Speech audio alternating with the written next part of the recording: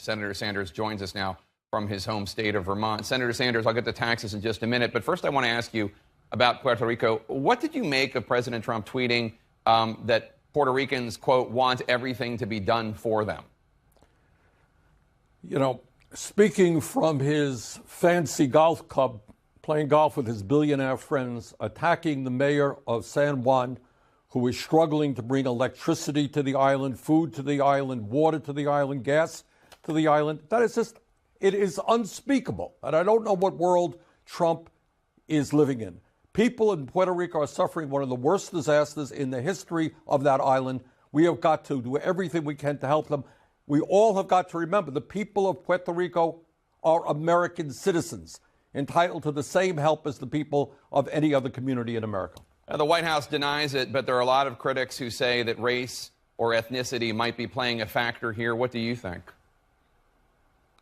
Well, look, given the president's history on race, given the fact that he, a few months ago, told us that there were good people on both sides when neo-Nazis were marching in Charlottesville, yeah, I think we have a right to be suspect that he is treating the people of Puerto Rico in a different way than he has treated the people of Texas or Florida. Let's turn to the president's tax plan. The president wants to double the standard deduction so that a married couple won't pay any taxes on the first $24,000 of income. Is that a provision of the president's tax plan that you might be able to support?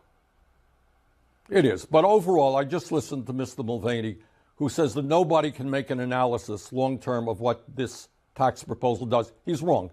The Tax Policy Institute has said that 80%, Jake, at the end of 10 years, 80% of the benefits will go to the top 1%. So it's not just that they want to repeal the estate tax, which benefits only the top 0.2%. Families like the Walton family or the Koch brothers family will receive tens and tens of billions of dollars in tax breaks. For Trump to go on television and say, oh, this doesn't benefit the wealthy is absolutely outrageous. Of course it benefits the wealthy. And of course it benefits large multinational corporations. Right now, we are living in a moment of massive income and wealth inequality. The very, very rich are getting richer. Middle class is shrinking. What this tax proposal does is not only give huge tax breaks to the wealthy and large corporations, it cuts Medicare by $450 billion. Some listeners, some viewers may remember the Trump campaign. Oh, I'm not going to touch Medicare. $450 billion cut in Medicare, $1 trillion cut in Medicaid. This is the Robin Hood principle in reverse. Trump is taking from the middle class and working families in order to give huge tax breaks to the people on top. It is unacceptable, and we're going to fight it as hard as we can. The president and Mick Mulvaney, the budget director, say that the middle class will get a huge tax cut, that's where the focus is going to be. You would oppose that bill if there are also benefits to the wealthy as well? What's the cutoff point beyond which you think... Well, there's no huge... Yeah, go ahead. It is possible that some people, depending on the standard deduction and depending on the earned income tax credit and how many children you have in your family, it is possible that some middle-class families may make some gains. But when you have a nonpartisan group telling us that at the end of 10 years, 80% of the benefits go to the top 1%, when there are massive cuts in health care and in education and programs desperately needed by the working people of this country. No, the framework of this proposal is not something we can support. The truth is, right now, that the wealthiest people in this country are doing phenomenally well, and it is time we ask them to start paying their fair share of taxes, not give them tax breaks in order to cut Medicaid, Medicare, and other important programs. Senator, let's turn to the president's ongoing feud with NFL players who take a knee during the national anthem. Last night, President Trump tweeted, quote, "Very important that NFL players stand tomorrow and always for the playing of our national anthem, respect our flag and our country." I want to show you a new poll from CNN. By a 49% to 43% margin, voters do think that NFL players are doing the wrong thing when they kneel during the national anthem. You've urged the Democratic Party to go beyond identity politics. On this NFL issue, do you worry the Democratic leaders might be falling into some sort of a trap set by the president? Jake, let's not worry about the politics of what's going on. Let's talk about why players are doing what they're doing, and that is that we have a real crisis in criminal justice in this country. The United States of America has more people in jail than any other major country on earth. We have communities now where kids are being picked up for smoking marijuana, getting police records, which makes it difficult for them to get the jobs that they need. So I think what the players are talking about is the need for criminal justice reform, the need for police department reform. They have the right to make that point, and I appreciate their standing up for what they believe. Let's turn to health care. President Trump said he will probably sign an executive order next week allowing people to purchase health insurance across state lines.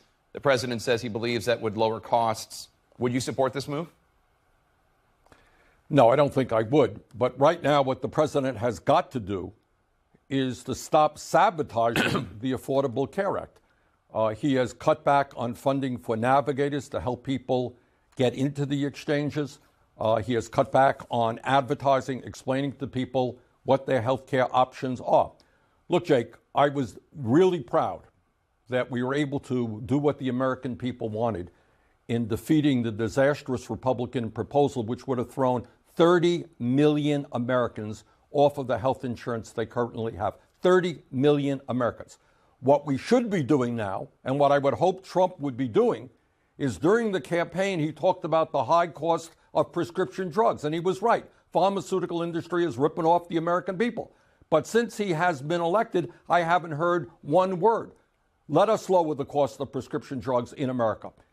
Let us also go forward short term in making sure that people have a public option in every state in the country if they're not happy with what private insurance companies are providing them. A public option, in many cases, could be less expensive with comprehensive health care. Long term, in my view, we have got to join the rest of the industrialized world, guarantee health care to all people as a right, not a privilege, and end the absurdity of paying twice as much per capita as any other major country on earth, while the insurance companies and the drug companies make huge profits. That's where we have to go long term.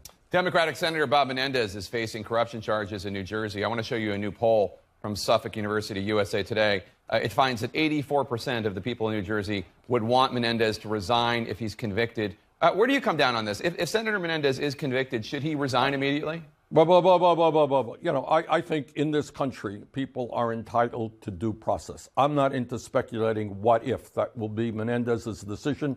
He has not been convicted.